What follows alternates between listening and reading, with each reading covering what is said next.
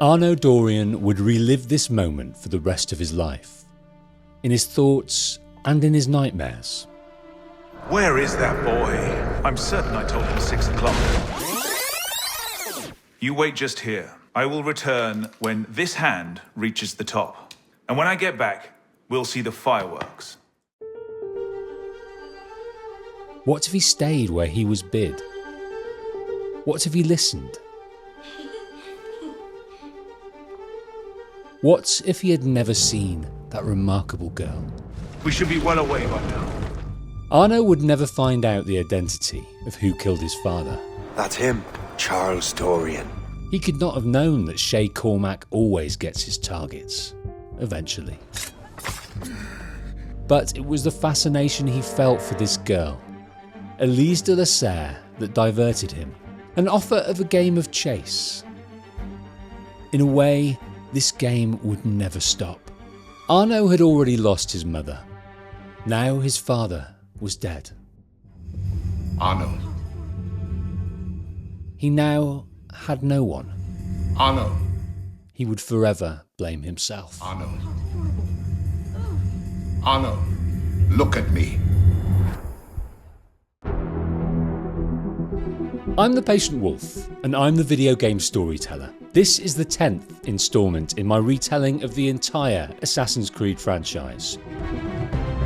Here we head to revolutionary France and join Arno Dorian in his tale of remorse, belonging and revenge. And meet Bishop, the latest in a long line of assassins looking to curtail the world domination desires of the Templars.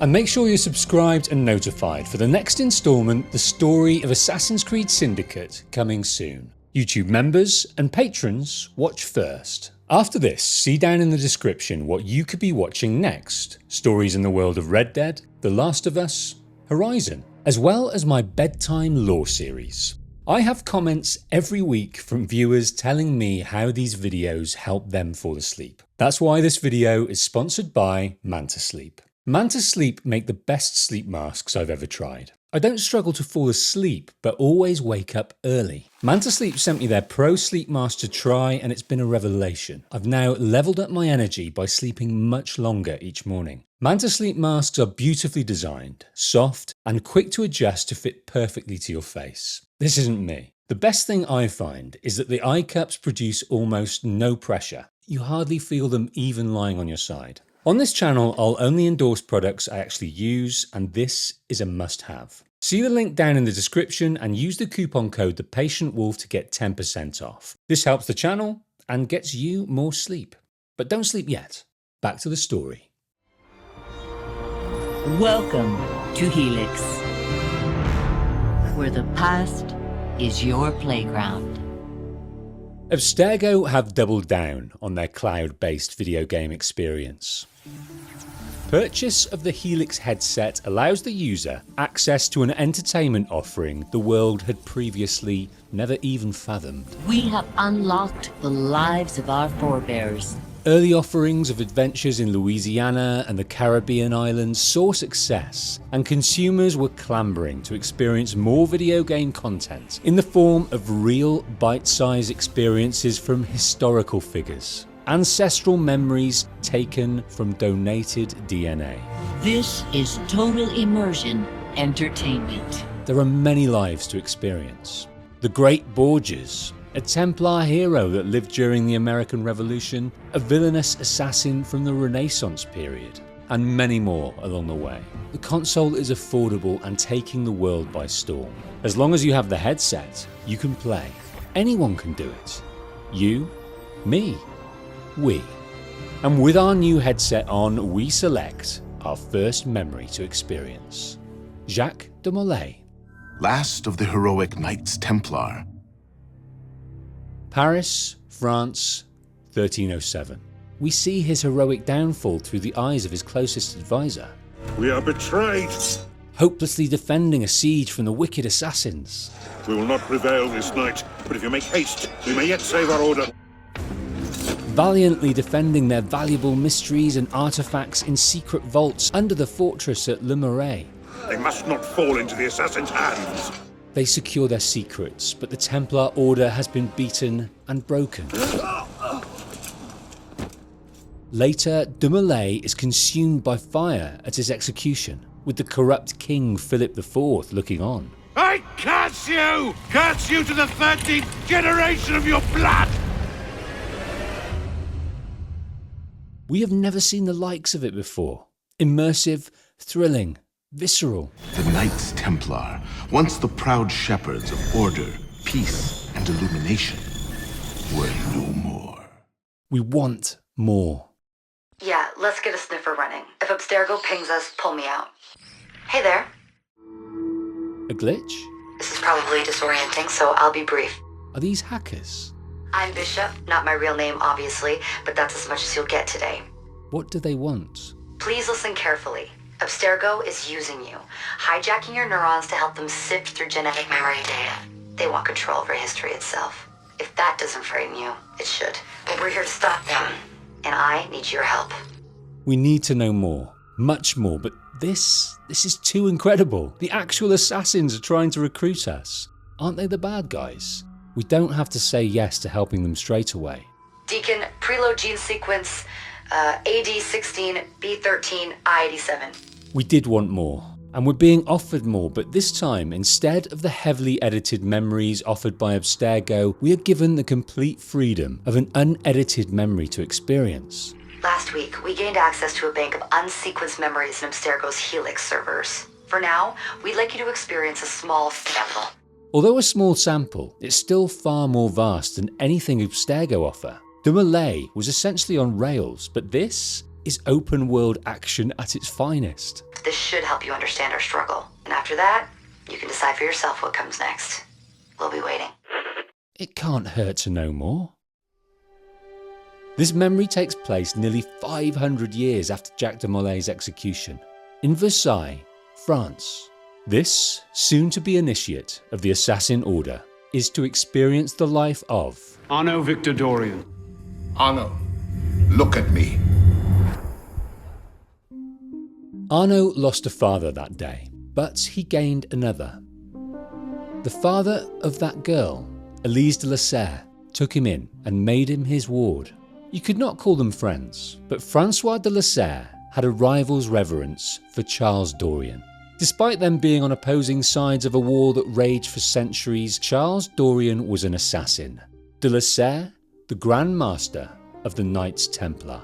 In taking Arno under his wing, out of respect for his fallen adversary, de la Serre would never reveal the allegiances of either his father, himself, or his daughter Elise, a Grandmaster in the waiting. In fact, it had been Elise who begged that her favourite playmate not be burdened with this truth ever, that he live in blissful ignorance of his lineage and that Arno just be hers, separate from the life of politics and conflict she was destined for. And that is how it would stay for 13 years. And the only thing other than the memories he had of his father was the watch he was entrusted with at the palace. It will always remind him of that day.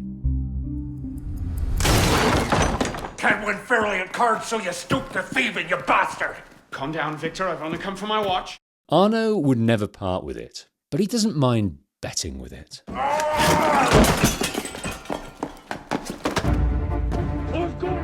Arno always seems to get into trouble when Elise is away, and she's been away often these last years, finishing her schooling in Paris. Arno received his education under the supervision of Monsieur de la Serre. He was cared for, treated well. He was involved in the family for some things, kept at arm's length for others. When they were young, he watched from afar as Elise's mother, Julie, weakened, then died. It kept them apart for a spell, but the rapturous moments they spent together always returned in the end. Elise loved Arno enough for all the de la Serre estate.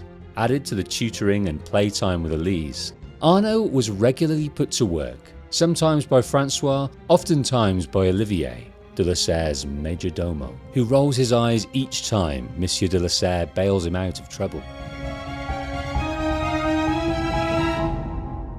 He robbed me. Of what, precisely? Wait for me in my library. What is this?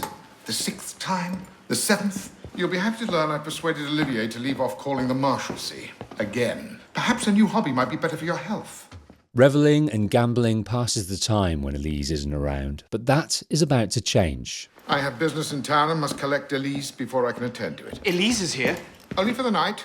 She returns to Paris first thing tomorrow. Arno was never privy to the destiny awaiting his best friend Elise. Elise was told and prepared for it at a very young age. By lineage, she is destined to become the Grandmaster of the Parisian Rite of the Templar Order. She was trained in combat when in the single digits, sent away to learn what her father could not teach her in her teens, and on the eve of her graduation, she is now to be inducted into the Order in a secret ceremony.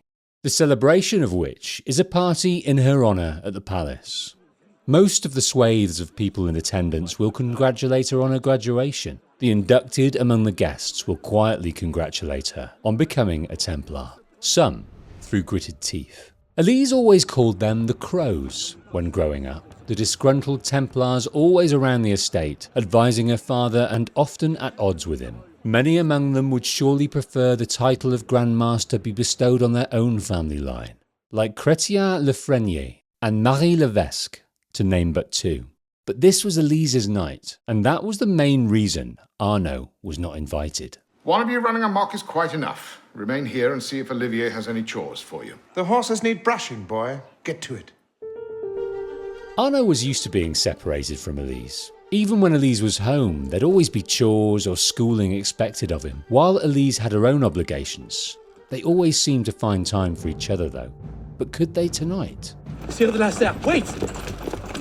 It's very important. Give it here. I'll catch You it. must receive it today. It's very important. Yes, I heard you the first time. Monsieur de la Serre! Stop! Monsieur de la Serre! One carriage looks much the same as the other amongst the wealth of Versailles. The village of Versailles, a young but burgeoning community situated near the palace it was built to serve. Most of those that dwell here serve the needs of the king's residents. Far cleaner and far more affluent than the city of Paris, a dozen miles away. It was a fine place to grow up, and Arno knew its secrets and rooftops well enough to avoid the consequences of his misdeeds, as well as its taverns and gambling dens to frequent. But today, he needs to track down his charge to give him this letter. What I need is a bird's eye view. There you are. And there is Elise. Francois de la Serre is at l'Hôtel de Montpensier to attend an important event, the Estates General, a meeting of 3 representative groups that had not convened for over 150 years. But action is needed.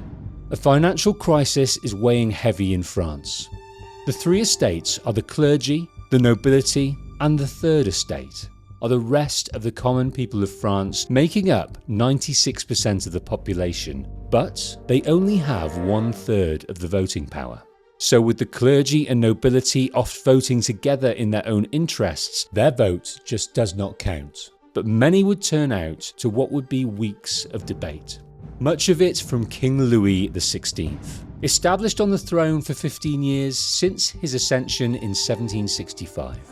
Is he still talking?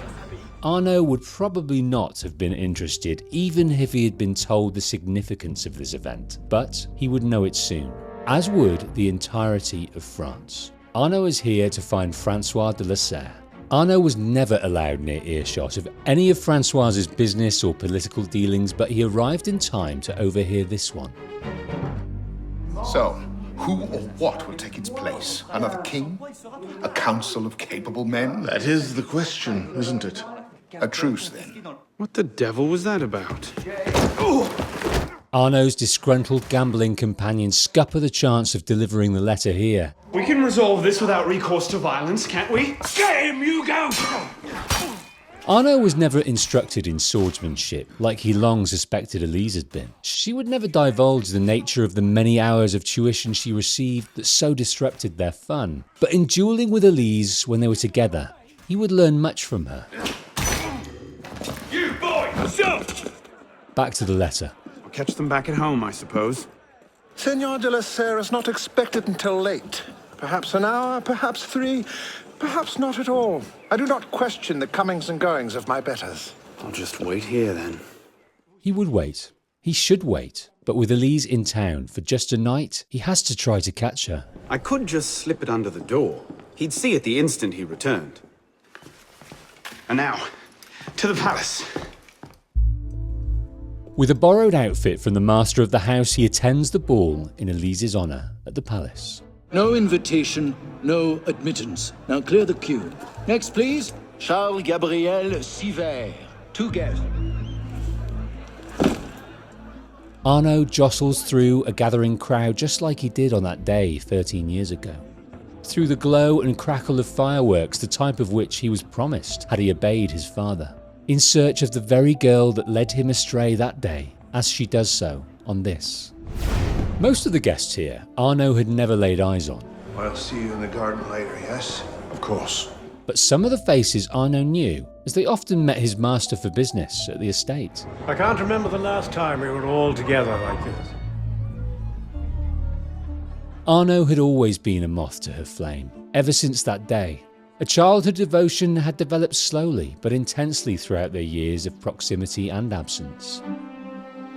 After all these years, he'd long known that he loves her, and his heart knew that she felt the same. Although their first kiss, it came as no surprise to either of them.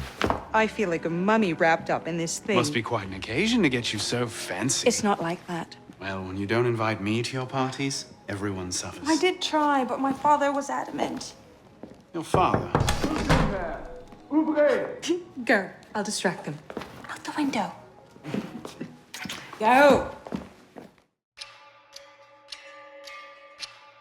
Arno finally catches up with Francois de la Serre. You all right, monsieur?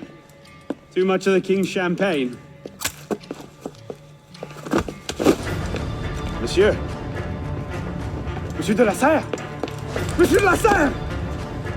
Sivert, come away! Guards! Help! Murder!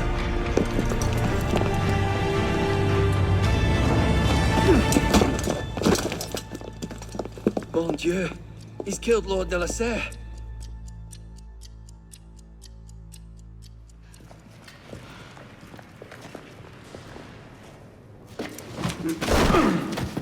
Arno awakes, incarcerated. Where am I? In hell. The Bastille, a fortress long used as a prison, charged with the murder of his guardian who cared for him when he had no one, the man he came to see as his father. His plight was grim now, but his thoughts are for Elise. She dotes on his father, especially since her mother died. She will know Arno could never do this. Welcome to your new home. He notes the strange daubs on the cell walls, the handful of cellmates. What are you staring at, pisspot? And the view from the cell windows. Hello? I must speak to someone! Not much to do, but think and rest. No amount of winding can fix the past. Another father figure lost due to his actions or inactions.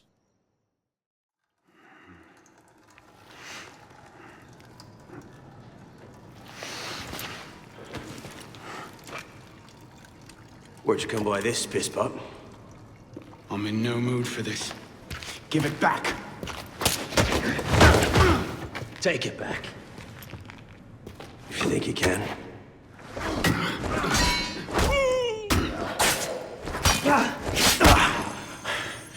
Give me what's mine, and go back to your crazy drawings, old man. Drawings? These here. Everywhere. Scribbled like chicken scratches all over this cell. Come here, you little pisspot. Get your hands off me. Look at the wall. What are you doing? Concentrate. Concentrate. Arno had no knowledge that his father was an assassin. He doesn't know what an assassin is. He has no notion of the fact that he has eagle vision, but he knows he's always been perceptive. He sees things, picks up on things, can take in and process things faster than most, and fixating on this skill, locked in his very essence, passed down the ages, he deciphers drawings, ciphers messages. From and to, who and why is unclear. Arno, taken aback by this ability he is able to conjure. This is Pierre Bellec, and he knows the watch that Arno protects so fiercely. What's your name, boy? Arno. Arno Victor Dorian. Dorian. Of course. Pierre Bellec. I knew your father. Your father was an assassin, Arno. He gave his life, fighting for the liberty of all mankind. You stick with me, you might just live long enough to join the Brotherhood. Honor your father's memory. And I'm sure your little cult is a delightful bunch. But I'm not interested. The only thing I care about is finding Elise. How are you planning on doing that from in here?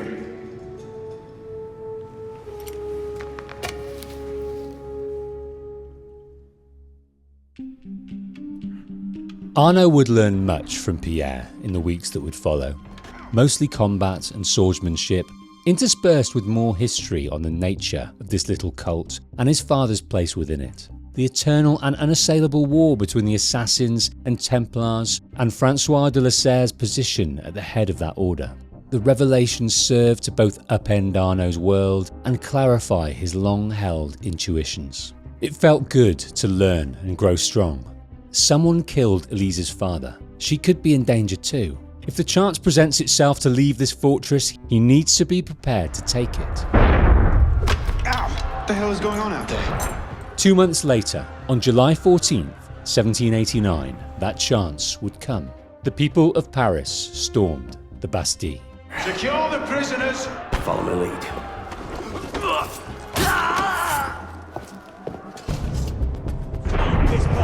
Run like you mean it! The Estates General that Arno briefly attended back in Versailles would not go to plan for King Louis. The meeting was called to advise him on how to navigate the country's financial troubles. This way! Instead, the downtrodden Third Estate preferred to discuss political reforms. The ensuing impasse brought about the formation of the National Assembly by the Third Estate. They were seizing power. An insurrection was mounting, and the storming of the Bastille, a symbol of the monarchy's oppression, marks the start of this nation's revolution. What are you waiting for, pisspot? It's time to jump. What? Now get up here! I can't, that's impossible! Impossible? That's the purview of every assassin boy! If you can pluck your head out of your own arse, come find us! You'd make a great fit. Goodbye, pisspot! You! Back away from the ledge! Merde. The appeal of this invitation can't be considered now. Arno's only goal is to get through the chaos of the city to Elise at their home, boarded up and derelict. Elise? She's safe. Elise, Haven't you done enough to repay my father's kindness? You can't believe I killed Monsieur de la Serre. Your father, he wasn't the man you thought he was. Neither of our fathers were. I know exactly who my father was, Arno. And I know who yours was. I suppose it was inevitable. You an assassin. Me a Templar. You? My father always meant for me to follow in his footsteps. Now all I can do is avenge him.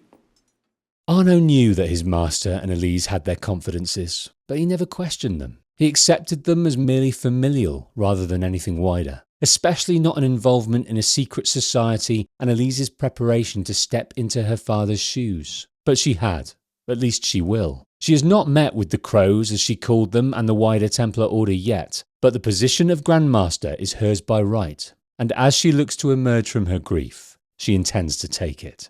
Despite the secrets of his past, and hers withheld from him, Arno was not angry. He is grateful for the upbringing he had and the time he spent with Elise. The revelations he has been exposed to in the last few months are trumped only by the relief he feels that Elise is safe, and he grieves with her for Monsieur de la Serre. I swear to you, I had nothing to do with his death. But you did.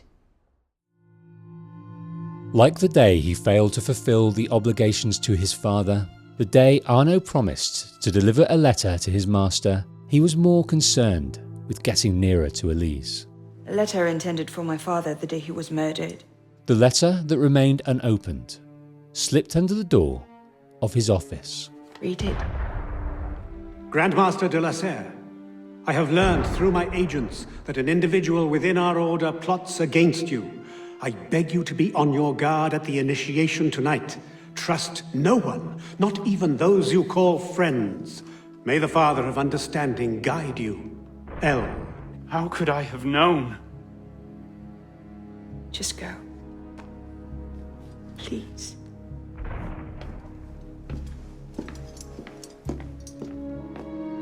The lifetime of guilt at letting down his father is joined by this new guilt of letting down the man that took him in. The intoxication of breaking free of the Bastille is long gone. He is back imprisoned in his old, hopeless prison of remorse and regret. He remembers the medallion given to him by Pierre Bellec and the skills he possesses to see its message. The devil is this supposed to mean? It depicts the Gothic design of the chapel window at Sainte-Chapelle. I suppose a simple address would be too mundane. His gifts lead him to a secret entrance, opened by the medallion, into the secret headquarters of the Parisian Brotherhood of the Assassins. Took you long enough, pisspot. This is The Sanctuary, a place we can train and prepare, away from the eyes of our enemies. It's a nerve center. From these tunnels we can get anywhere in the city. We have eyes everywhere. Bellec hoped, but doubted his arrival. He hoped because he had him marked for success in the Brotherhood the moment he saw that watch. Pierre had briefed the council, vouched for Arno, and offered himself as mentor to train him further. Pierre had seen few with such skill and such promise. The candidate will approach. It's up to the council now. The son of Charles Dorian returns to us. Arno remembers this man at the Estates General, talking to Monsieur de la Serre, discussing that word, truce. This is Gabriel Riquetti Comte de Mirabeau, the mentor of the Assassins, known to most as deputy to the Third Estate and known simply as Mirabeau. Himself, Pierre Bellec, Sophie Trenet, Hervé Queymar and Guillaume Bellier make up the council of the Parisian Assassins. Bellec thought you wouldn't come. What changed your mind? I'm tired of running from my failures, Monsieur de la Serre. My father. I want to make it right. Are you prepared to travel the Eagle's path? If that's a fancy way of asking, do I want your help? Yes. Then drink. The ceremony involves a rite of passage into the depths of himself, to the pains that haunt him most. The pain at the loss of his mother, the loss of his father, the light that Elise provided, the revelation of the real Arno, and the death he has to welcome, to travel from who he has been to the rebirth of who he needs to become, to find peace. And what is peace for Arno? Is it the finding of his true purpose in the Assassin Order, or avenging those that killed his fathers? Or is it finding his way back to Elise's side like he has always sought to do? If it were to ever be his choice, he would hope for all three. Rise, assassin. Arno Dorian is dead. His sins and failures turned to dust. Tonight he is reborn, a novice of the Assassin Brotherhood.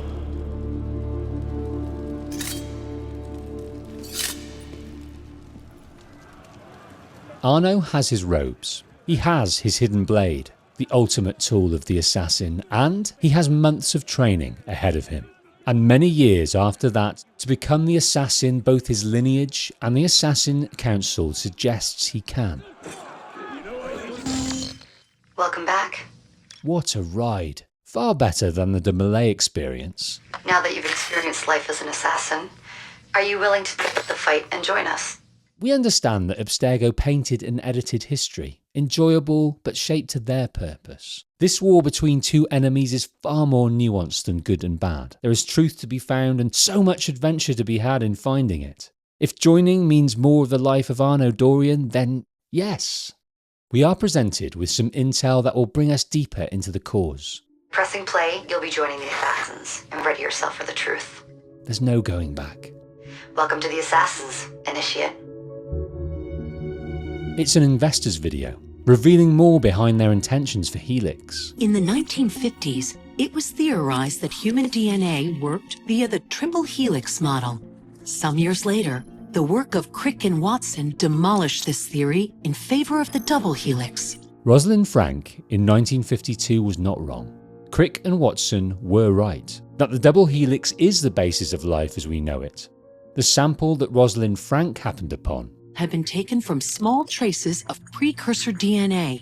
Small traces of which exist in all of us, spliced into our genome by the rogue member of the Capitoline Triad, Juno. Instead of looking to end the catastrophe to save her race, she looked to preserve herself and those she loved, transmitting her consciousness to the temple in Turin and subsequently becoming a digital stowaway in the mainframe of Abstergo Entertainment, gaining strength, making plans. Before she left her corporeal shell 80,000 years prior, she spliced fragments of the DNA of her dead husband Aita into the genome of humanity. When humanity survived the catastrophe that toppled the precursor race, they would carry fragments of Aita with them. And when these fragments aligned in multiple but sporadic moments throughout history, Aita was reborn. Different people, but with flashes and memories of the past and an inexplicable purpose to find and help the love of their eternity. Juno. Abstergo knows of Juno, the stowaway in their system right up to the highest echelons of the Order. They have stumbled upon her ramblings and her mischief. In a document uncovered with the help of this initiate, Guardian of the Order Alan Rickin states, "I am waiting for a full analysis to fully understand exactly what she is and what she is capable of before going into panic mode." Juno is a problem they can't begin to grasp yet. A more pressing and tangible problem is their current priority: to track down the assassins hacking their system, because with this video, the assassins now know of the Templars' ultimate plan. If we can sequence the full precursor genome, there is no limit to the knowledge we will gain. Abstergo wished to understand the precursor language, to understand their technology and perhaps to use it to create their own tools of control. Like the pieces of Eden, both the assassins and Templars have hunted for centuries. The nature of this plan involves the sage that surrendered his life in the bowels of Abstergo Entertainment in front of their prized genetic analyst, Noob. John Standish. Last year, we located a rich sample of precursor DNA in a donor whose genes contained human and precursor DNA at an incredible 25-to-1 ratio. The general populace contain just 0.4% of precursor DNA. It is rare that they ever tap into the skills like those of Desmond and the assassins of the past were able to access. Abstergo discerned that samples of Desmond's blood contained nearly 1%. But John Standish and other sages like him contain between 5 to 6%.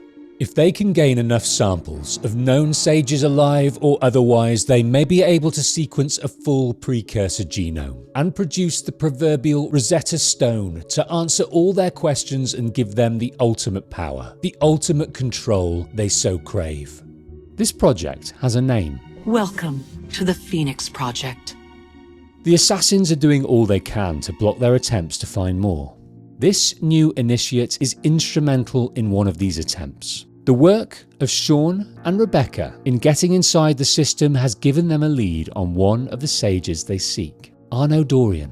It turns out, at some point in his life, Arno came into contact with another sage. We need you to find out when and where these meetings took place. If Arno was present for this sage's death, it might lead Abstergo straight to his body.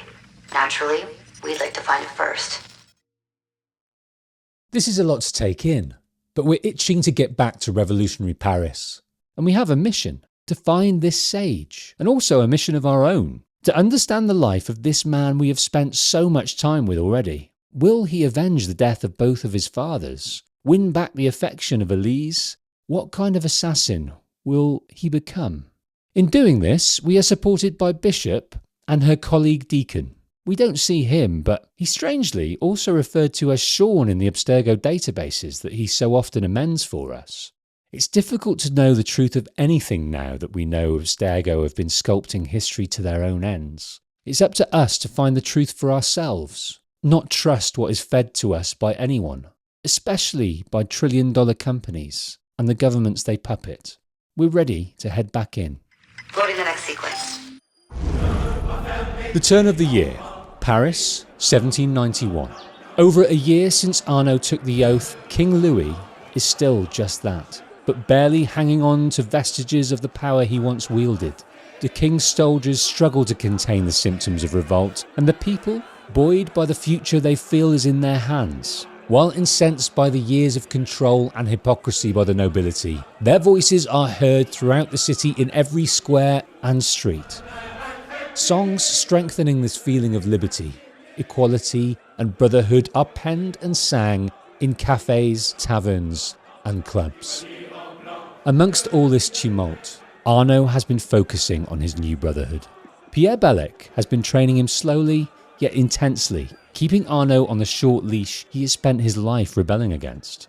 Arno meets his master on the rooftops of Ile de la Cité to undergo one of the most dangerous missions he's had opportunity to be part of to date. This represents the culmination of his training and his first real day as a true assassin. What's the mission? Let's get your arse in position. Don't ask questions, piss pop. I live to serve. The first exercise, to clear the area of guards, to safely eavesdrop on a Templar meeting. And their intel is good. They have tracked their man. These men discuss payments to third parties in a smuggling job that does not concern the assassins for now. They hear their man's name. Your confidence is infectious, Sivert. Charles Gabriel Sivert. In the preceding year, intelligence filtered through that Sivert was involved in the death of de la Serre. A Templar himself, Arno remembers him at the gates to Elise's confirmation. Discussions with another man within the palace. And though unsure, he was almost convinced the man crying murder and fleeing the scene was also him. Here are the details. Make sure it goes smoothly. Of course. Bellec retrieves the records handed over by Sivert. Why do we hang about here when Sivert still lives? He killed Monsieur de la Serre! Patience. Sivert's not the target. Not today. Come on. Council's waiting for our report.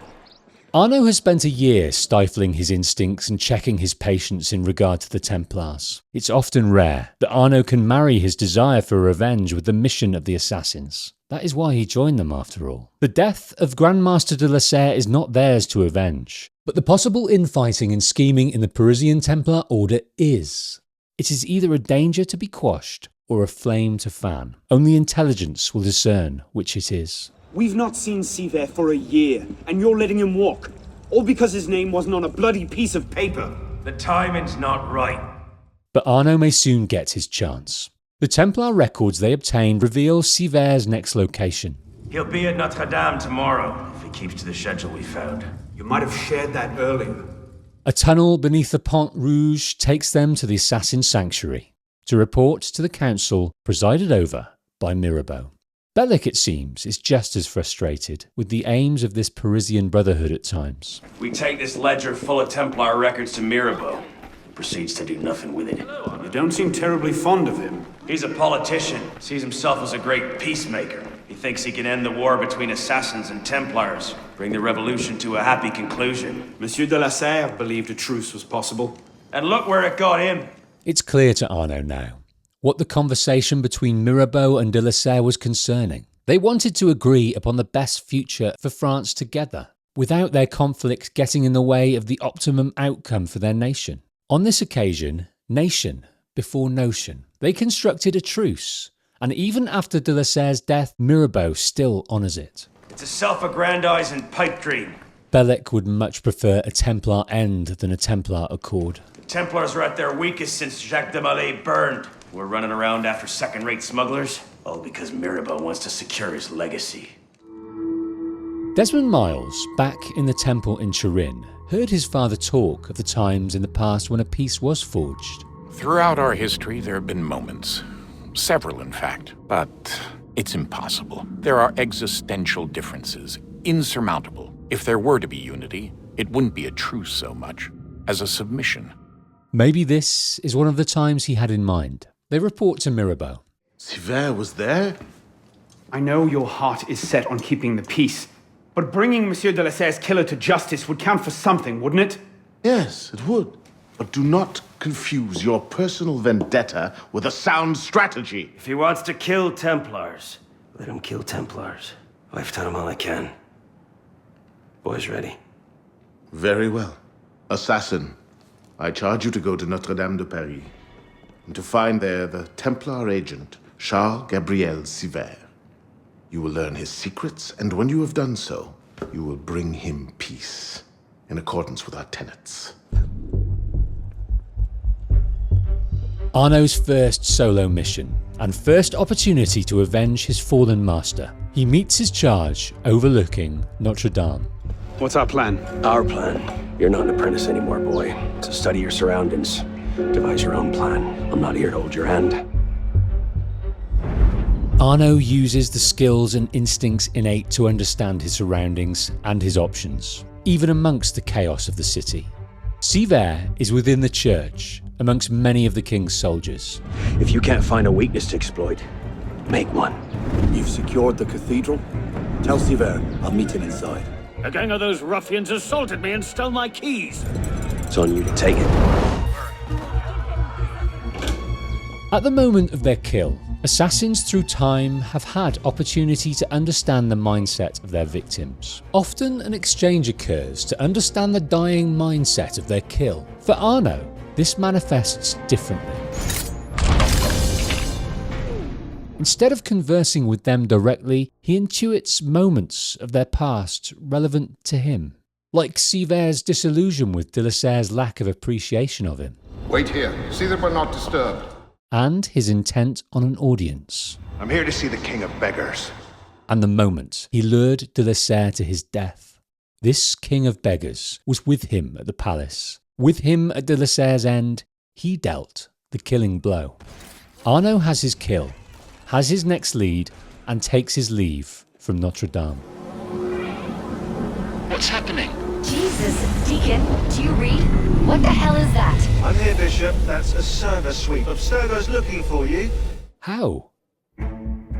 Abstergo had long ago conceded that they could not keep the assassins out of their mainframe. The firewalls were consistently breached and the back doors they created failed to be plugged. Instead, they have focused their efforts on performing server sweeps, hunting down assassins and now initiates, doing their best to track them, trap them, then turn out the lights. Due to the abruptness of this action, in killing the digital presence, it can cause real brain damage or even death to those locked in to the Helix headset. A real danger that transcends this work. We need to find a way out. Can you open a server bridge? Hey, come on, it's me. Already on it. Couple of seconds. Initiate. We're opening a server bridge. Find the portal and pass through before the sweep finds you. Got it. Go.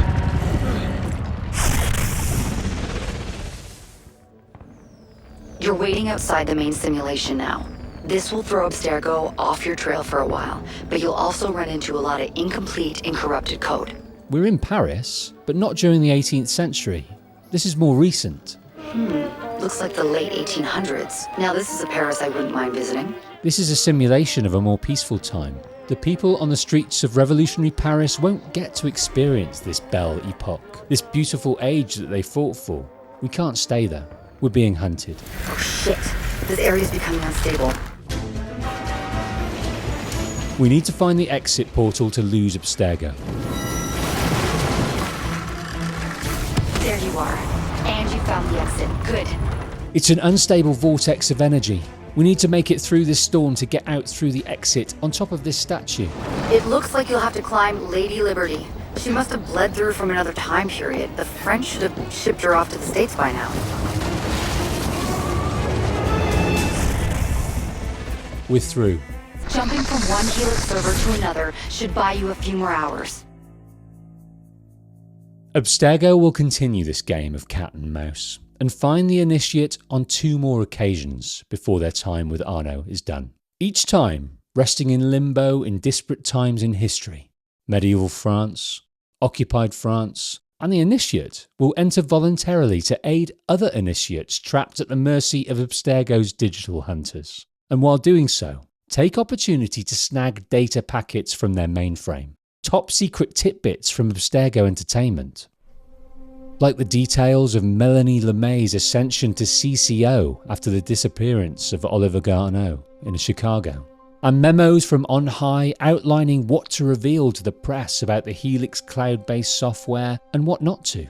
They have a Latin name for the precursor race, Homo sapien divinus, and have research of sages throughout the ages they call hyper-hominids.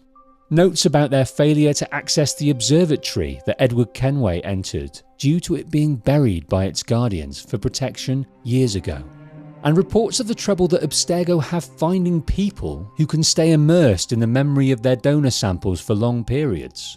They had a guy, 2 in fact, but they no longer work for the company. There's no mention of why they parted ways. We have no problem staying immersed with Arno for long periods. In fact, we can't wait to get back to him. All right, back to work, Initiate.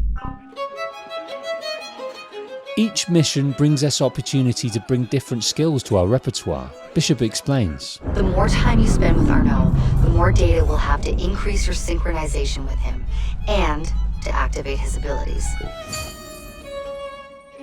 When they are activated, we have a choice in how we grow Arno's skills in different areas: melee, ranged, stealth. Also, in our own actions, we have opportunity to earn revenue. We can put this towards better weapons, which we can also upgrade over time. Outfits can be bought and upgraded too, which aid us in our work. We're too attached to Arno's original outfit to change too much and too often, however. Some of them just wouldn't work here in Paris. Outside our quest for the Sage, there's also time and opportunity to grow our skills and knowledge of the geography of the city. There are many people that need our help and can task us in revolutionary Paris. Some brigands have stolen parts of a new execution machine I'm building. I'm hoping you can help me. There are several swordsmen who will test your acumen. Robbed, I tell you! This is madness! Please, help me!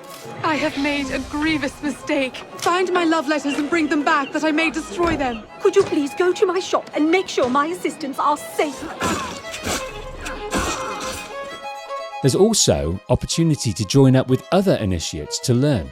See that symbol? That's a co-op mission. A word, brother? These are missions Arno ran with his assassin buddies, so they'll give you an idea of what our organization's about. As well as learn about different events and figures of the revolution. There's no shortage of things that can help and distract us. But we need to keep following the path to the Sage. We can't let Bishop and Deacon down. Arno reports to the council on what he's learned. Sivert had an accomplice the night of Monsieur de la Serre's murder. He struck the killing blow. He was working with a man called Le Roi des Thunes. The King of Beggars? Are you sure? You know him? Of him. The beggars pay him tribute. The man himself is a ghost. I can find him. Sivert met with one of his lieutenants. Perhaps you can at that. You've proved yourself a true assassin today. And a true assassin must have the proper tools. Where you're going, you may not wish to get too close to your enemies. The Phantom Blade. A miniature crossbow for long-range silent strikes, vital for the work to come. Assassin, this council charges you to go to La Cour des Miracles. Find there the Templar agent Le Roi des Thunes. Learn his secrets and bring him peace. In the memories gleaned from Sivert, Arno remembers a vision of a subordinate of Le Roi des Thunes, the King of Beggars. Arno is here in these slums to find this agent. La Cour des Miracles, the Court of Miracles. Named so for the beggars who feign disabilities, only to be miraculously cured when a coin comes their way. By far the poorest part of Paris. There you are, Le Roi des Thunes' lieutenant. Some do not pretend to be impaired. Some are purposefully mutilated, especially when they can't afford to pay tribute to the King of Beggars, the head of this den of thieves and destitutes. The assassins have for years tried to end this terrible reign, but he's rarely seen, and those assassins sent to find him have failed or not returned at all. This man, La Touche, could guide Arno. Oh, I wouldn't do that. Look.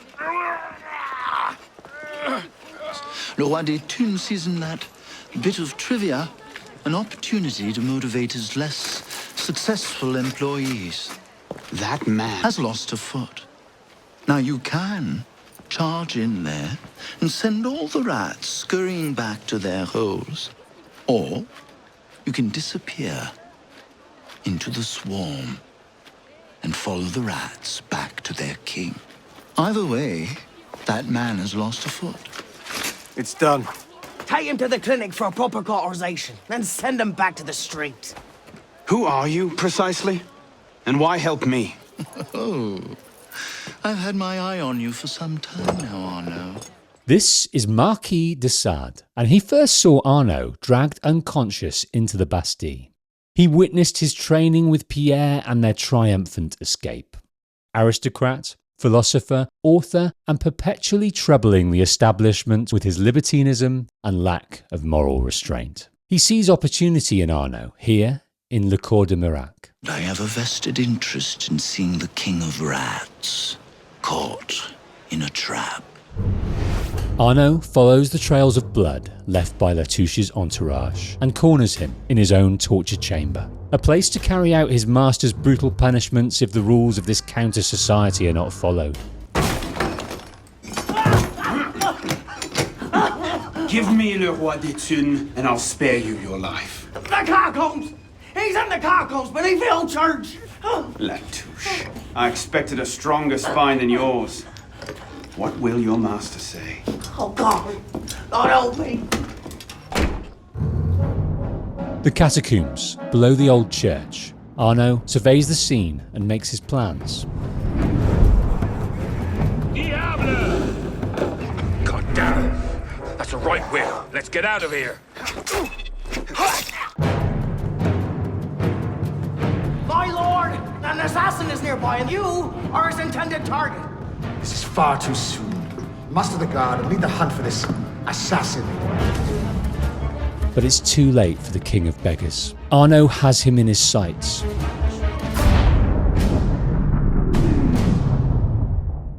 His memories recount a jilted man's rage. My subjects have eyes everywhere, my lord. I offer their knowledge to the service of the Order. What knowledge could a king of the gutters offer us? The intrigues of rats? A man that could be persuaded by others in the Order to strike the killing blow. Pompous fool, if I could lay my hands on him. My master would be pleased to arrange that. With a poisoned pin.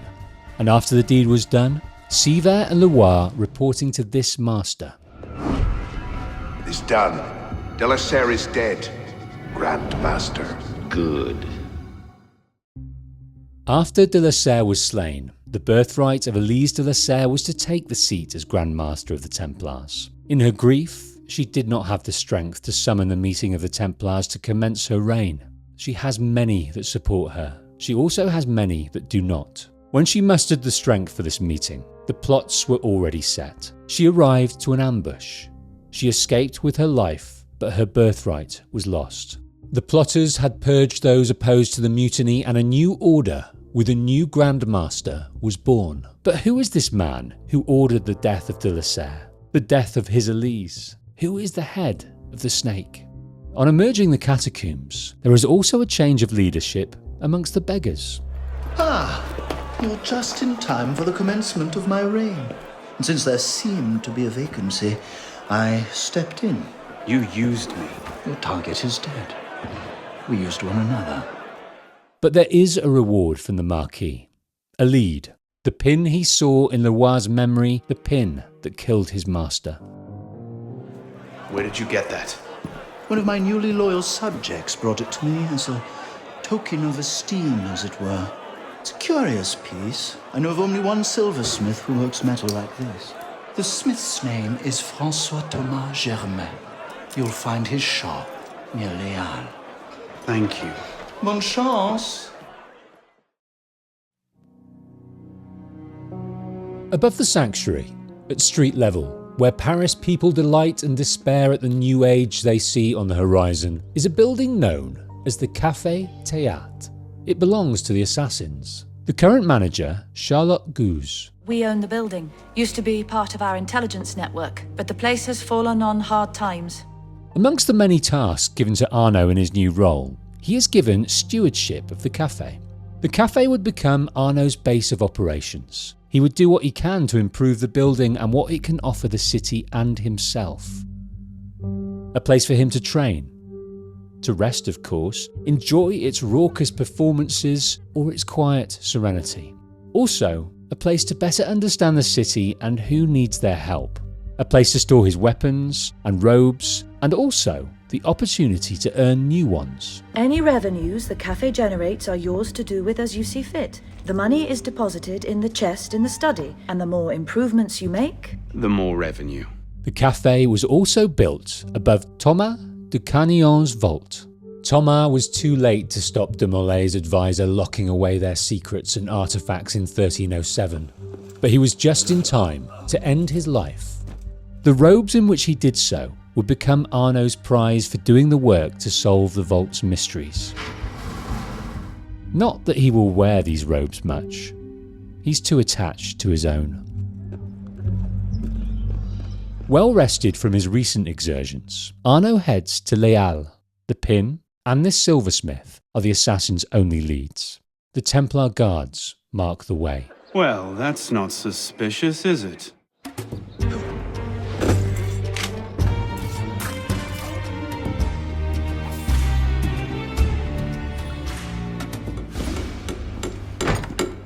Monsieur Germain, the silversmith. Thank God. They've been holding me for months. Please, get me out of here. First, I need to know about this. We've no time. I'll tell you all I know once we're away.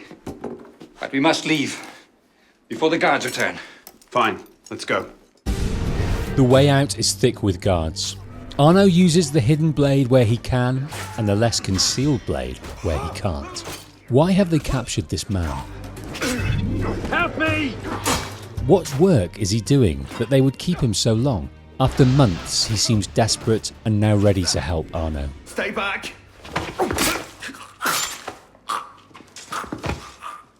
Don't be good. What have I done? Only what you had to. We must go.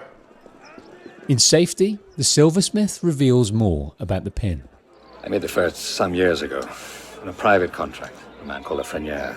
That seemed an unusual commission. I confess curiosity got the better of me. I started to look into Lafreniere's background, and what I discovered, you wouldn't believe it. He's a Templar. Yes. I believe so. Lafrenière found out about my schemes. Kept me in the house arrest ever since. I do as he bids. Weapons mostly. Where can I find him? I overheard him talking about protecting the shipments at La Halle. Why are you so interested in him? He killed someone very dear to me. I want to know why. You have my sympathies. They will come looking for you again. Make yourself scarce. Yes, I believe I might.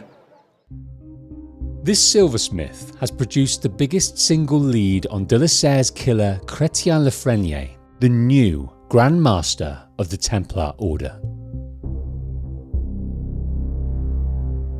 Les Halles au Blé, the former grain stores serving the hungry people of Paris, since the advent of the revolution used by Lafrenière to store Templar business. That is a distressingly large number of guns. Lafrenière must be planning something big. He finds a ledger. And now I know where to find you, Grandmaster. It's unclear what his plans are. Destroying the guns should stifle them.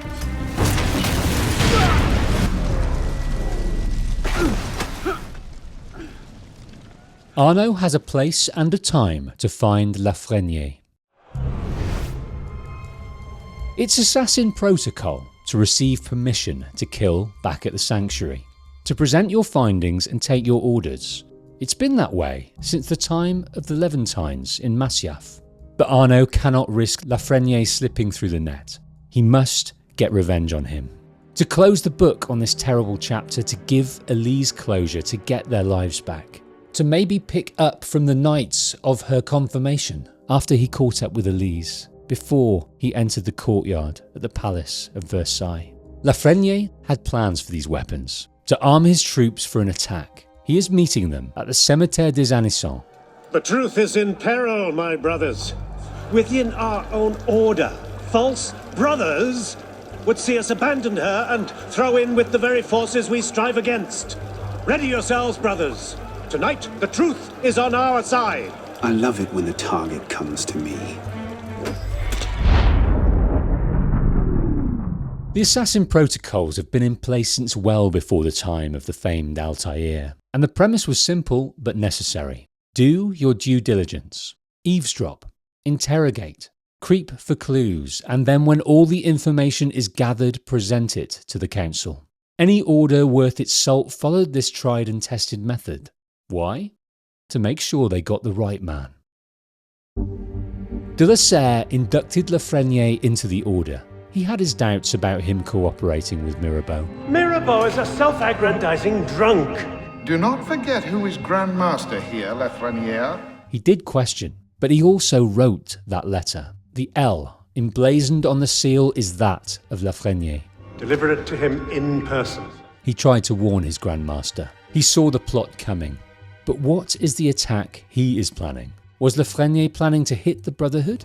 Master, we have a problem. Christophe has been feeding information to our enemies. We must assume this location is compromised. We'll have to move up our timetable.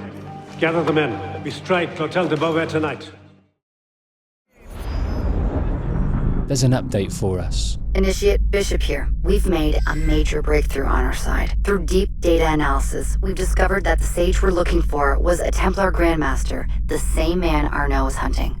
The Grandmaster is still unknown. It's not Lafrenière. It's too late to question him, but now both goals are aligned. The Grandmaster holds the key to Arno and Elise's revenge and the body of the sage that both the assassins and the Templars in the modern day covet. Arno does now what he should have done before reaching the cemetery. He briefs the Assassin Council at the sanctuary. Germain made that pin, and others like it, for a man named Lafrenière. Sure. Certain. I had a lead on Lafrenière. I followed it, and I killed him. What the hell were you thinking? How dare you defy the The next time you circumvent the council, I'll ring you a new arsehole! It is not your place to choose your own targets. You should have reported your findings to us. Forgive me, Mentor. I believed I had found the man who ordered Monsieur de la Serre's murder. Believed? I am no longer certain of Lafrenière's motivations. I saw him writing the letter that would have warned Monsieur de la Serre of his betrayal. When he spoke of his impending attack, he mentioned a club in the Marais. We strike Clotel de Beauvais tonight. Not one of our safe houses. I would like to investigate further. The boy is a gifted assassin, but I fear he's obsessed with a private vendetta. Whatever Lafrenière was planning, it happens tonight. Go then. See what you can learn. But no more rash action. Yes, Mentor. They saw his desire for revenge at the moment of his induction, but as was their hope, time and training has not tempered it. Arno travels to the club in the Marais district and begins his investigation. What was Lafrenière so interested in? Templar soldiers. They have a prisoner. Get him upstairs, quickly. La Touche, old friend. You do get about, don't you? Even without Le Roi for his master, he continues to serve the Templars. This looks to be a Templar meeting at this Jacobin Club. Was Lafrenière looking to attack his own order? His allegiance was with the de la Serres until the end, it seems. Arno infiltrates the club. The politician, Maximilien de Robespierre, is giving a speech to this Templar audience. Arno saw him at the palace before the Serre's death. Following La Touche, he meets with Templars Marie Levesque and Louis-Michel le Peletier. Arno had seen them at the party and many times before to meet his master at their estate. Templars, for sure. They are here for a meeting with their new Grandmaster. Come, we'll fetch the captain and get started. The captain is interrogating that prisoner. Tell me where it is, and all this can be over. Where what is? Roy, clean up your mess, it's time. This is Frédéric Rouille, army captain and Templar. La Touche, Levesque, Le Peletier and Rouille, all loyal supporters of and here to meet their Grandmaster. You were right. King Louis's been talking to all sorts he shouldn't have. Plotting against the revolution out of one side of his mouth while he promises to support the Constitution out the other. Why not just kill him and be done with it? We want a condemned man, Captain, not a martyr. Have patience. Respectfully, Grandmaster, but the longer we wait, the greater the chance of discovery. Well, the assassins already found Sivert and the Thunes. Oh, Sivert and Le Roi already served their purpose. Their destruction, while inconvenient, is no obstacle. And the assassins have already proved useful when properly led. I shall leave the execution of our work to you good ladies and gentlemen. For my part, I shall retire to the sanctuary and await the final phase.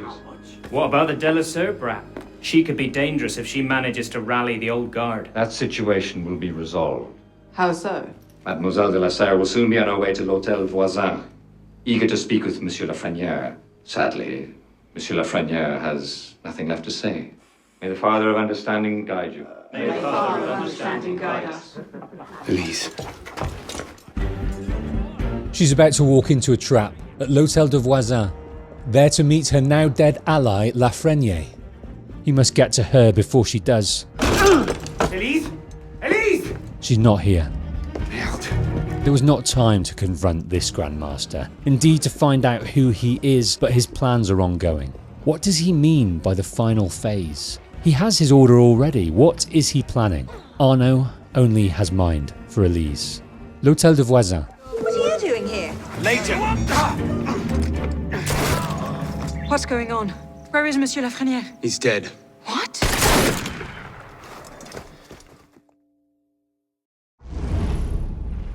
Elise is safe. They gather their thoughts at the Café Théâtre. Not only has she lost her father, she's lost her birthright, her order. Other than Arno, she has few friends left in the city, and her own investigations into her father's killers has hit a wall. She does not know the identity of this Grandmaster either. Seems you've been busy. Tracking down the man who killed your father, yes. He's killed most of my allies and intimidated the rest into silence. I've seen him.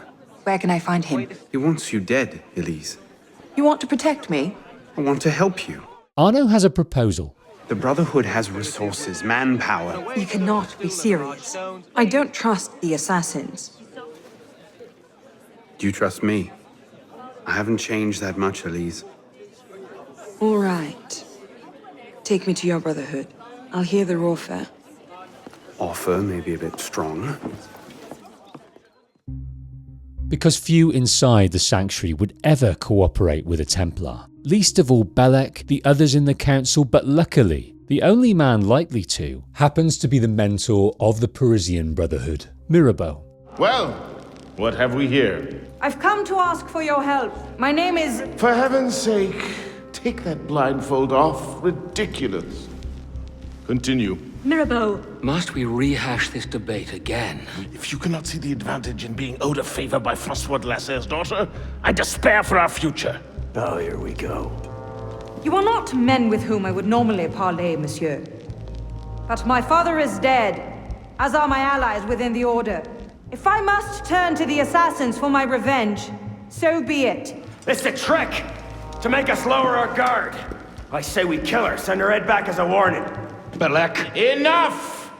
Plainly, this discussion is better conducted in private. If you will excuse us, Mademoiselle de la Serre. Certainly. Arno, perhaps you should accompany her. I am sure you two have much to talk about. And in talking, Do you really think we'll find him? After all this time? His luck can't last forever. Francois Germain believed Lafrenière was... Francois Germain? Yes? Where is he? His shop's on Rue Saint-Antoine. Why? What the... Elise? Arno had not shared the name of the man he saved from servitude at the hands of the Templars. But the moment he did, Elise immediately knew the truth. Oh no. Francois Germain was my father's lieutenant. What? He was cast out of the Order when I was a girl. Something about heretical notions or Jacques de Molay. But he should be dead. Did anyone tell him that? I would very much like to ask him a few questions.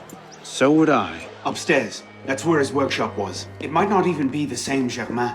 Tall, grey hair, eyes two different colours. Arno was not conscious of it in the moment, but he remembers now the eyes he saw during the drama of Germain's extraction from Les Halles. And behind locked doors, they find the truth about Francois Thomas Germain. He was not captured in service to the Templars. It's him. Since the death of de la Serre, The bastard killed my father. the Templars are in service to him. Germain is the Grandmaster now, the man they need to avenge and the man that Bishop and her assassins in 2014 are looking for. Confirmed by his differing coloured eyes, Francois Thomas Germain is a sage. By our reckoning, that's the second sage to rise to the Templar's highest rank. The first was 500 years prior in this same city. The man that King Philip IV put to death by fire, Jacques de Molay. He made sure to leave behind his thoughts, aims and teachings in a book in that temple, a mantle. A cause to be picked up in the future by those aligned and inclined. Germain is now that man and on a mission to reshape the Templars as Jacques de Molay would have them. Centuries later, the legacy of this vision, Abstergo Industries, need Germain's help once more. And to stop Abstergo finding his body and utilising the DNA in his bones, the assassins need to find his final resting place and destroy his remains. If they can keep following Arno's life in sequence, they may just find him. We have to tell Mirabeau. As soon as... I'll take care of this. Meet me at Mirabeau's estate. Elise? Monsieur Mirabeau? Mirabeau must be informed about Germain. Elise. I found him like this. I didn't. Of course not. But I have to report this to the council immediately. They'll know what to do. No! They don't trust me as it is. I'll be their suspect, first and last. You're right. What are we going to do? We find out what happened. Arno does what he has always been able to excel at, seeing the big picture by zeroing in on the small things. A handkerchief. A lady's handkerchief.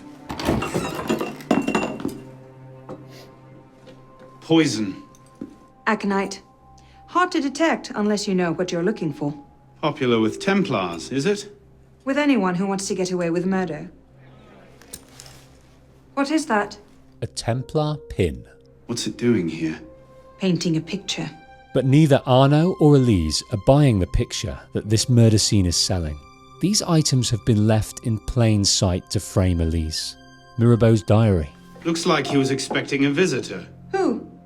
Master Kamar. Back to the sanctuary to Master Kamar. I'll have to summon the rest of the council to deal with this. Elise had nothing to do with it. Please, give me a little more time. I'll find the killer. You have until tomorrow morning. No later. The poison is their strongest lead.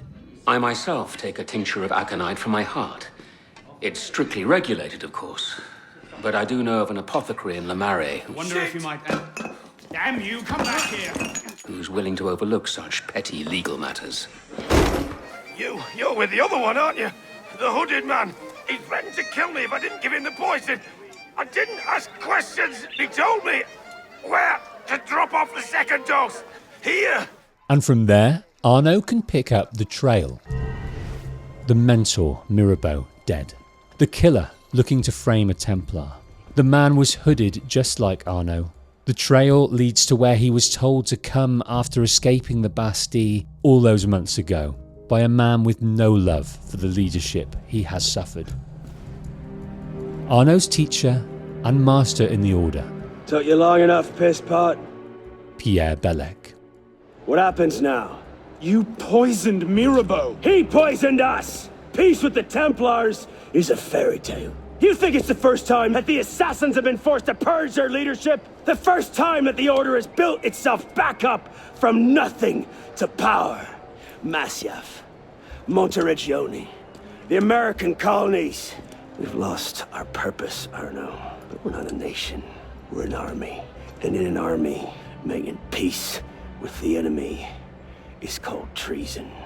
I'm not the only one that can save the Brotherhood. We can. Together. Bellec, you know I can't do that. That's a pity. Where once the Assassins and Templars had two leaders that looked to find common ground, in Mirabeau and de la Serre, there are those within that cannot break bread with an enemy. The fight and the cause is too old and important to lay down. Germain feels the import of it. And now for the Assassins, Pierre Bellec feels the same. But Arno does not have this fire for the cause that his master has. I had hopes for you. I thought you could think for yourself. I can, Bellec. I just don't think like you. Arno has a different history to Bellec. He has seen humanity. What have you seen? I've seen the Grandmaster of the Templar Order take in a frightened orphan and raise him as his own son. Arno! fine. Stay there. Look out! It's not Mirabeau that's poisoned your mind, it's her. Bellec.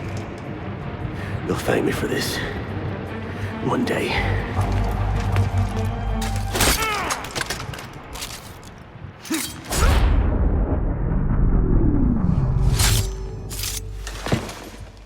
Repose en paix. The man that brought him into the fold of the assassins, Pierre Bellec, is dead, and Arno did once again act outside the council's advice. But he would report the death of Mirabeau and Bellec, and the evidence on Bellec's culpability, and he would face their consequences. Not expulsion, but relegation to the more menial tasks as when he trained with Bellec. He was not given the freedom to continue his search of Francois Thomas Germain. In fact, he was ordered to desist his search. For Arno and Elise, the trail on his whereabouts would run cold. The assassins were now presided over by Sophie Trenet as council leader, and over a year later of paying dues, Arno would report to Trenet and her council. Monsieur Dorian, we have a task for you. More fetch and carry work, I imagine. 2 master assassins are dead, one by your own hand in defense of a Templar. Count yourself lucky this is the extent of your punishment. And Germain? It's none of your concern. Last night, the Paris Commune declared itself an open insurrection against the king. The Tuileries Palace. As we speak, 20,000 armed revolutionaries are laying siege to the Tuileries. France is splitting at the seams. And this doesn't please us. The people are fighting for what is owed them. Liberté, égalité. The truth is more complicated. The Templars have taken over the palace, taking it from the Swiss Guard protecting the king. Mash the packet off. The king has fled before they could take him. Bleeding coward. But behind him, he has left loose ends. In putting Mirabeau's affairs in order, we've come across certain correspondences of a royal nature. Mirabeau's in contact with the king. And he was rather less discreet than he should have been. If the king's copies of these letters were made public, the Templars would be in a position to expose and purge our agents across France. Won't be the first palace I've broken into.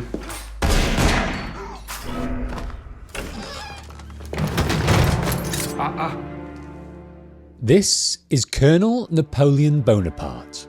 He's not a Templar. Why is he here?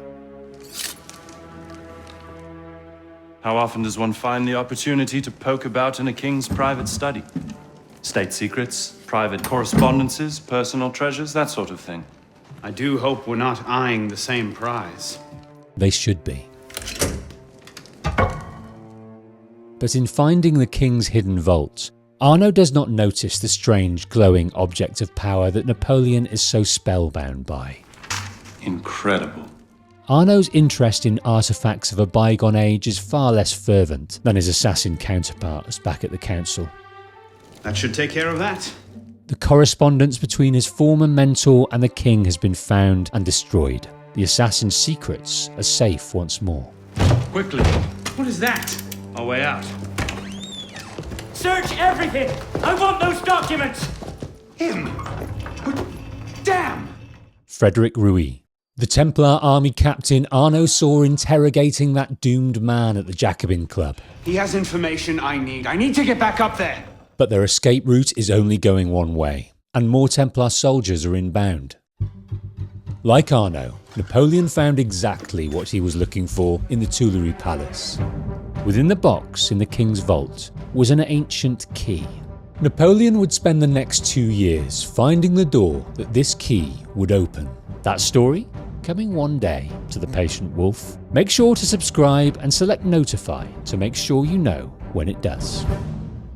And it's from Napoleon that Arno receives Frédéric Rouille's location. Rumor about the barracks is that he and a unit of his cronies plan on marching on the Grand Châtelet this afternoon. Get their weapons. Nobody try anything. Arno scales the walls of what is now a prison, housing those that have opposed the revolution and that support the king. He witnesses the slaughter. This is what happens when you give command of the government to half-starved lunatics and command of the army to bloodthirsty savages. Frédéric Rouille was just such a savage, leading this revolutionary army, presiding over a massacre. Vive la Révolution! The revolutionaries, driven by fear that the royalist sympathisers imprisoned within still have power and could rise up. Come on, boys! Find me a warden! Rouille taking pleasure in his work. Death to the traitors! If he were to meet with an accident, few in France would suffer.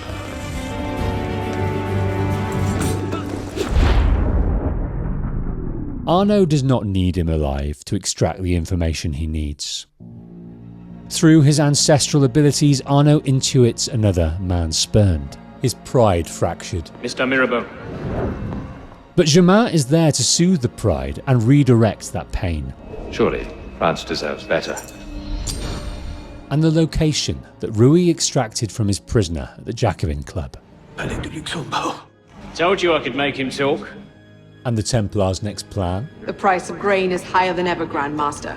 Our agents are in place to divert the shipments to our docks. They await only your command. Good. The Templars are looking to fan the flames of an already smouldering revolution, to wipe out all hope of the monarchy returning, to once and for all topple the king. To do this, they need to starve them. Through famine and fury, they will see their false masters for what they are, but do it gradually. Through the assassination of Rouille, Arno knows more of the Templar plan and this location, Le Palais de Luxembourg, and Elise knows the custodian of this plan, Marie Levesque. The Levesques have been Templars since the Third Crusade. Marie was the only one who argued against Germain's exile. I'm not surprised she's thrown in with him.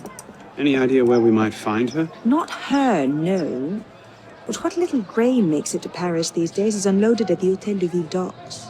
I'll start there. Hey! Come back here! You've missed the key, you dolts! A grain shipment being diverted. Where are you going? To be hoarded by the Templars.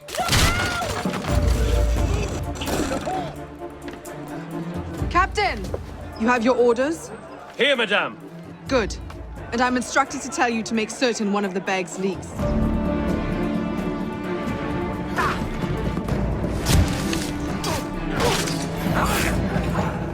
The location on these orders is Palais de Luxembourg.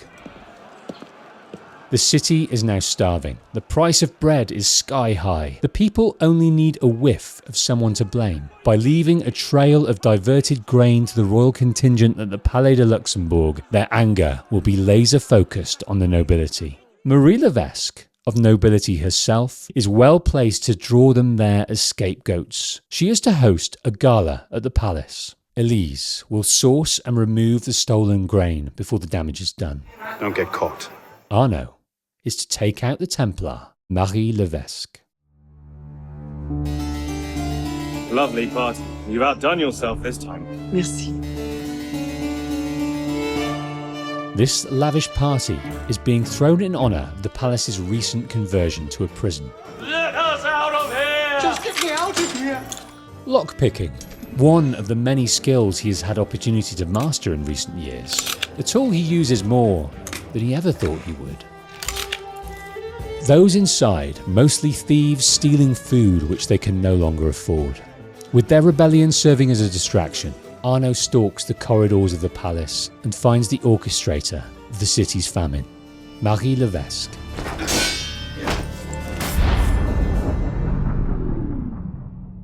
Marie, just like Elise, was groomed for her order from childhood.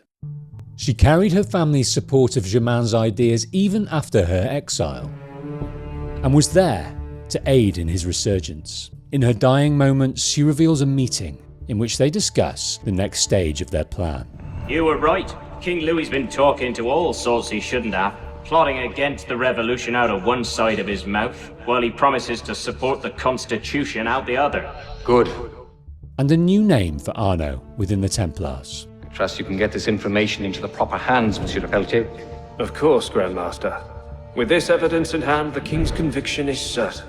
The Templars are tightening their hold on the monarchy and looking to strike the killing blow, to remove the king, to take power from the elite and hand it to the people. Arno or the assassins still don't know why. How does this serve the Templars?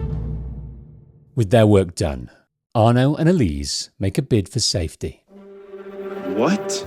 No time to explain! Run! Using the nation's finest aviation achievement, the Montgolfier air balloon, they escape their pursuers. It's beautiful. From up here, you'd never know the nation is tearing itself apart. Can things ever go back to the way they were before, do you think? After everything that's happened. Everything we've lost. Maybe we can't go back. But going forward isn't necessarily an ending. I love you. Revenge is not the only thing they fight for. The pair know that if they can stop Germain, perhaps they can finally start their lives together. You're close to the goal, okay? So hold fast. Our own research couldn't locate the date and place of Germain's death, so you'll have to find it yourself. Bishop out. To do so, they must follow the trail and the next breadcrumb. And 3 months later, at the turn of the year, 1793, Arno has him in his sights. Louis-Michel le Peletier. It was the Marquis de Sade that helped put him there. Dear Louis, he went from abolishing the death penalty to calling for the king's head in 2 short years. Le Peletier, the politician and nobleman, can be found. Well, I believe he often takes meals at a certain cafe near the Palais Royal. Le Peletier has defected from representing the nobility to now supporting the Third Estate. And in his service to the Templars, his sole task is to spread information that will do maximum damage to the king's reputation. It is clear that change is inevitable for France, but the cards must fall where they may, not placed by Germain's new order.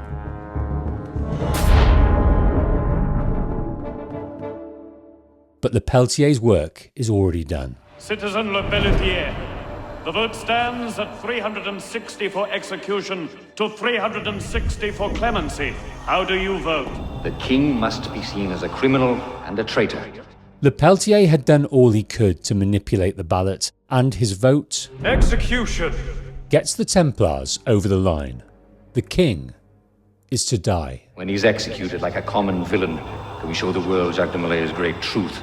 That truth, the image of the Templars and the world that Molay sought to make true, is a world of order and control. To cut down a corrupt system headed by an uninspired king that perpetuates chaos and replaces it with stability and a system where the Templars can truly exert their power. I shall very much look forward to witnessing the end of tyranny. I'll see to it you have the finest view. King Louis XVI is to be taken to what will be known as the Place de Révolution to receive his fate. Bring forth the condemned! And the orchestrator of this fate, Germain, will be there in secret to witness the culmination of his work. Hello, Arno. Monsieur Germain. It's fitting you are here to witness the rebirth of the Templar Order. After all, you were there for its conception. But the Order had become corrupt, touching at power and privilege for their own sake. De la Serre's death was only the first stage. This is the culmination. Kings, as a symbol, inspire fear and control. But this symbol has lost its power. This was the truth de Molay died for. The divine right of kings is nothing but the reflection of sunlight upon gold. The crown church are ground to dust. You control the gold will decide the future. A future not ruled by hierarchy and monarchy. That power is far too fragile. But by finance, money, the real power that cannot be denied and can unite and control in equal measure. The royal line that set him ablaze is avenged. I curse you! And Germain has carried out the curse hurled at King Philip IV from his burning pyre. Curse you to the 13th generation of your blood! 13 coronations from Philip, the royal line is ended with one stroke of the guillotine. The Templars have toppled the monarchy. Kill him. Go! Knock this out! Damn it! He's getting away! Elise, wait! He's gone. Damn it! You were given a golden opportunity to end his life and you refused to take it. To save your life? It isn't yours to save. I'm willing to risk everything to put Germain down. If you don't have the stomach for revenge, then I don't need your help. Elise. Elise! They're so close. Germain was in their grasp and could be again, but the closer they get, the tighter they hold on to what's dearest. For Elise, vengeance is all she knows. Her father is gone. Her destiny is gone. The life that she knew and was promised is gone. Because of Francois Thomas Germain. For Arno, there is only Elise. Everything he does for her. Arno heads to the council to brief them on the events. But the tightrope Arno was walking with them since the death of Mirabeau and Bellec has become too strained. What in God's name happened at the Place de la Révolution today? He was warned from pursuing Germain. Germain was there, and I know what his plan is. You have to... I knew this would happen. I told Mirabeau that you were too obsessed with your personal vendettas. This is why I joined the Brotherhood. Yes, not because you shared our ideas or felt called to the service. For revenge. For redemption. You've defied the orders of this council repeatedly, pursued targets without sanction, and flouted our creed at every step.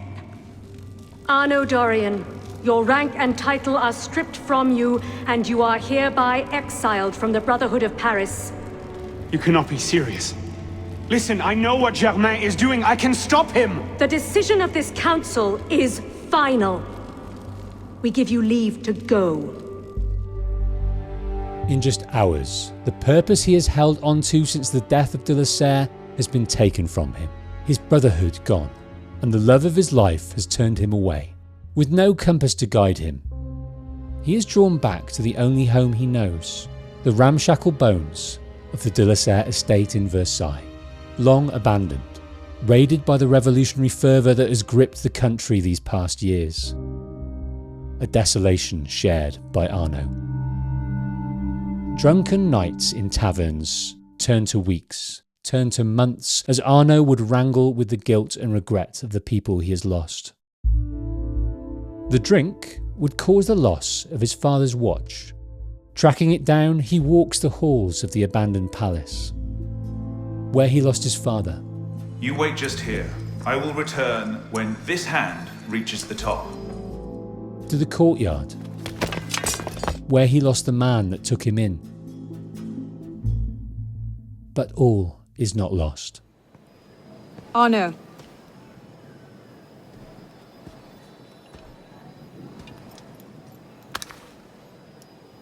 You look like hell. You look like you want something from me.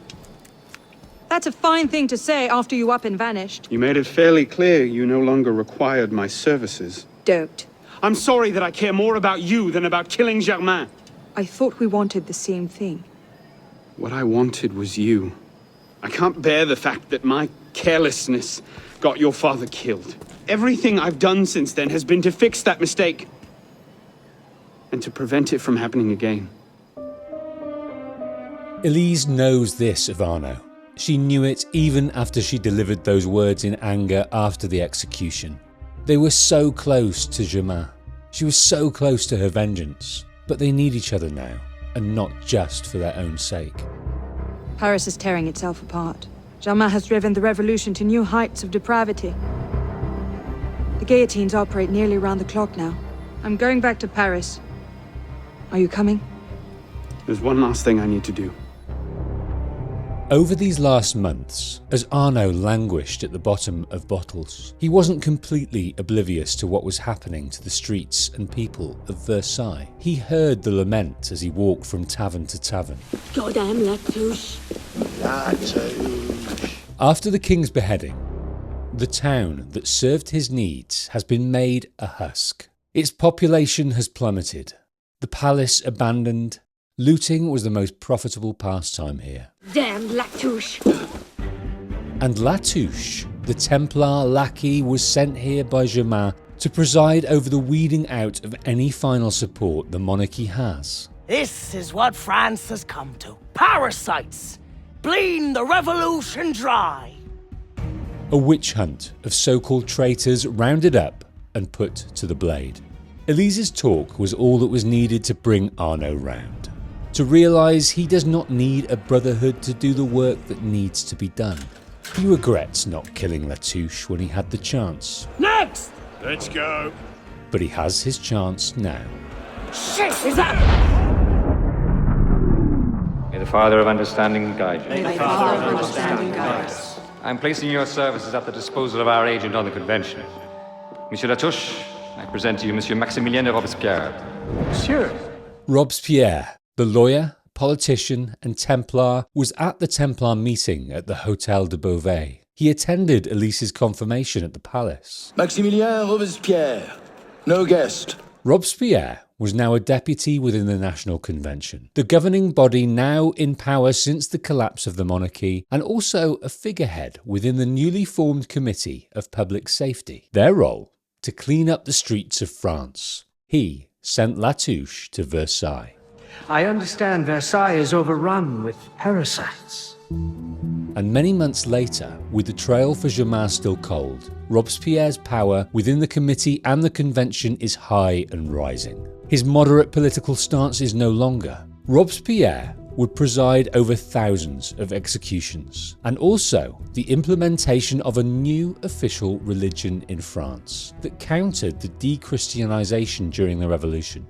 Its secret mission? A delivery system of Templar doctrine to the nation. Something to bind the people, order them, control them.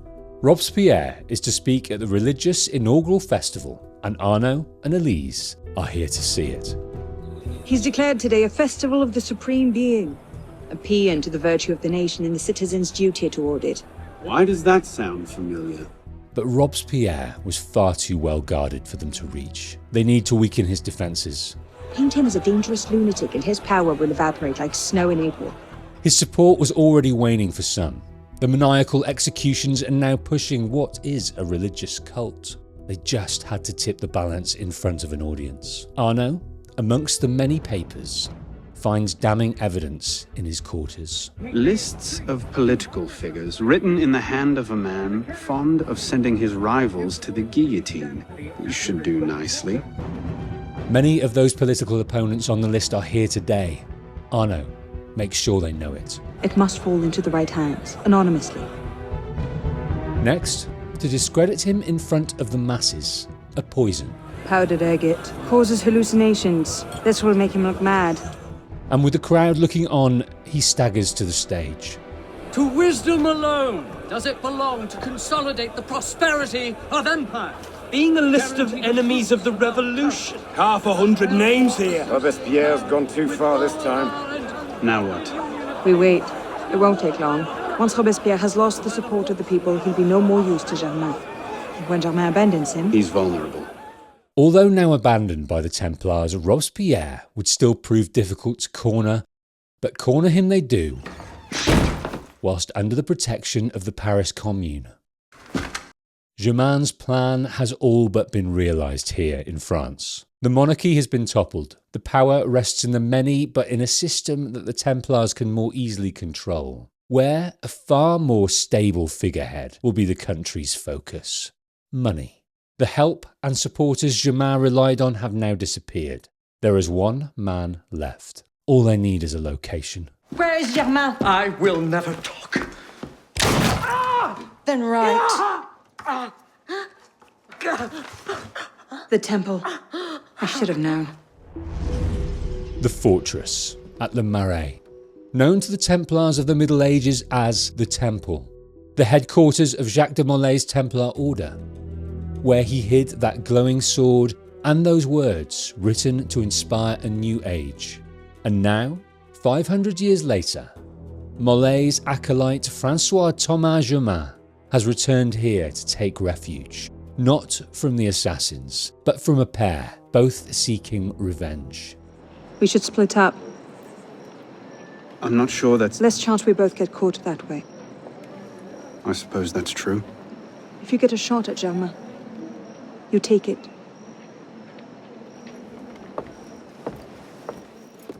Arno sees the laser focus in her eyes. He has spent his life following her, out of love and lust to be near her, as well as the overwhelming instinct to protect her from harm.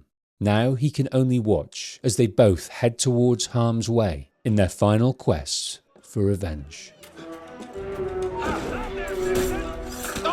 Germain may not have his generals anymore, but he still has his soldiers surrounding the fortress, curtailing Arno's route to the top of the tower. So the prodigal assassin returns. What? What the hell was that?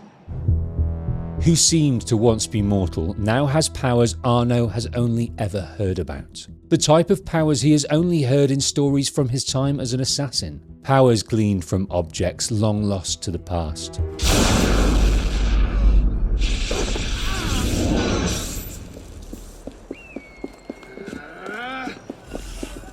What happened here? Germain's got some kind of weapon. I've never seen its like before. Behind the doors to the temple. Elise! Mademoiselle de la Serre as well. This is quite the reunion. Stay hidden. Keep him talking. Revenge, is it? Your vision is as narrow as your father's. So obsessed with clinging to the trappings of power, we abandoned our purpose.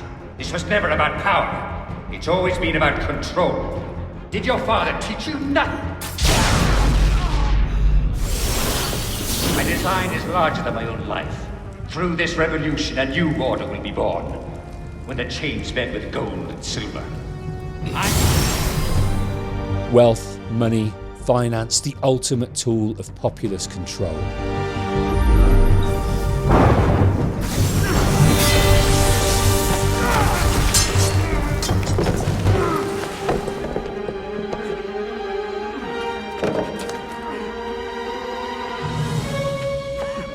He's getting away! Wait for me!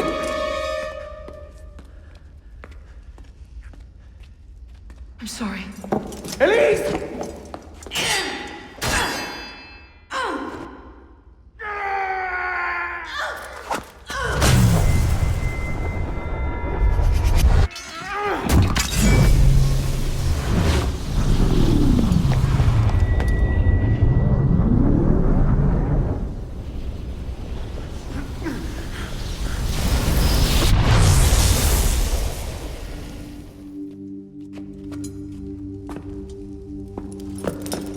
Elise! Elise! Elise! Elise, no. Elise is dead.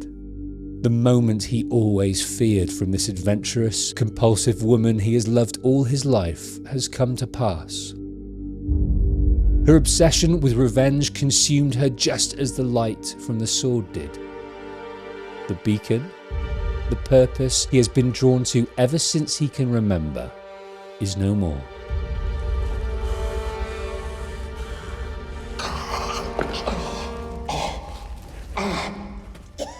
At least Arno can finish what Elise wanted most at the moment of her death.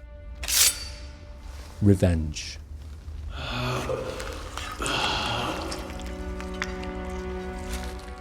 And in doing so, like all the kills he's made to get here, Arno sees into the soul of Germain.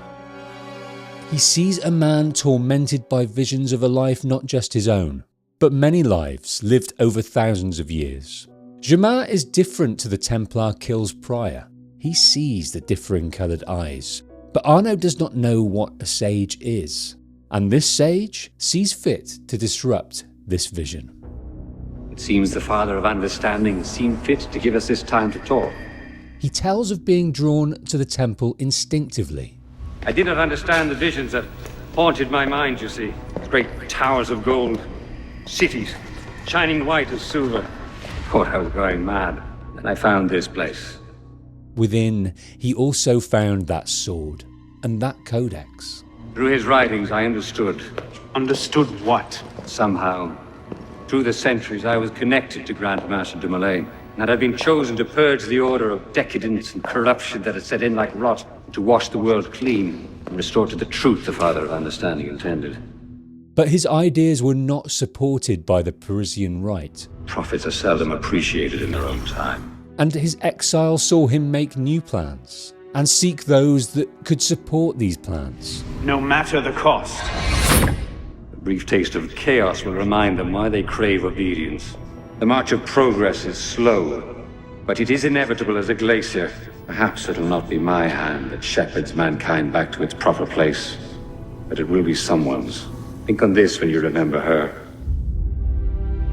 The work of this sage did produce chaos. Years of it. The streets of Paris roared with the pent-up voices of centuries of royal rule, centuries under the heel of nobility.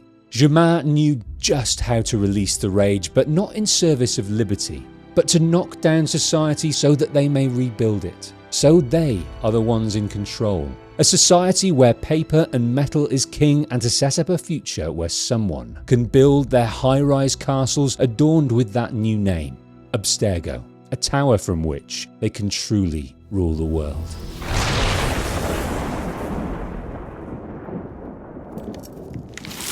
Germain's work is complete, and he will rest here, his life at an end. But before his death, he had taken another, Elise. The life that Arno had hoped for ever since he was a child was now stripped from him. There is no future for them. He thought the years of chasing would be over if their revenge could just be realised. They could be them. No Templars, no assassins, just them. Elise was Arno's life's purpose. That life is over. What does Arno have now? Only his memories. Those letters from Elise over the years, and that final letter, to be opened in the event of her death. If you are reading it now, then I made my choice there in the temple. My fate is my own. My choice is my own. Know that I made it gladly, and do not take the burden of it onto yourself. Be at peace, my love, and walk what path you will. All my love, Elise. Arno's only path was Elise, but in service to her, that path joined that of the assassins. Arno would continue down it. He would be accepted back amongst the assassins. As well as the sword that took her life, Arno would take the spirit of Elise and her father with him. They wanted a peace between assassins and Templars, a world that did not need to revert to chaos and conflict. And as well as his own, Arno would carry those principles in the years to come. He would not be bogged down by hate and dogma for the cause like his recruiter Bellec. He would be his own light in what seems a perpetual darkness. Arno will fight this darkness for liberty, equality, fraternity, and to follow the compass he feels is right. All that we do, all that we are, begins and ends with ourselves. But Arno would also fight for another cause, just like his father Charles, his adopted father de la Serre, his former mentor Mirabeau, like the love of his life, Elise. Arno will fight for unity.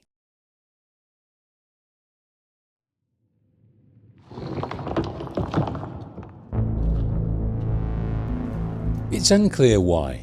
What notion Arno understood to carry out this task. Maybe he had a vision, maybe it was instinct. But years later, something called Arno to re-enter that temple, find the cloth and skeleton of his enemy, and scatter Germain's bones throughout the catacombs of France. Never to be found by those that would use the power, the DNA that they contain, to be lost forever to history. I don't believe what I'm seeing. Arno won this fight 2 centuries before it started. We're in the clear with this sage. You did good work, Initiate. We'll be in touch when we need you. Count on it. Abstergo's search for sage blood will continue, as will their many other plans to source knowledge and power for the ones that came before. And Bishop and her team will continue the fight to stop them. The Initiate did do good work here with Arno, but that Initiate is stood down for now, until the next adventure. To catch that adventure, make sure to be subscribed and notified for when it releases. Members and patrons, watch first. Click join or the Patreon link below and support this work.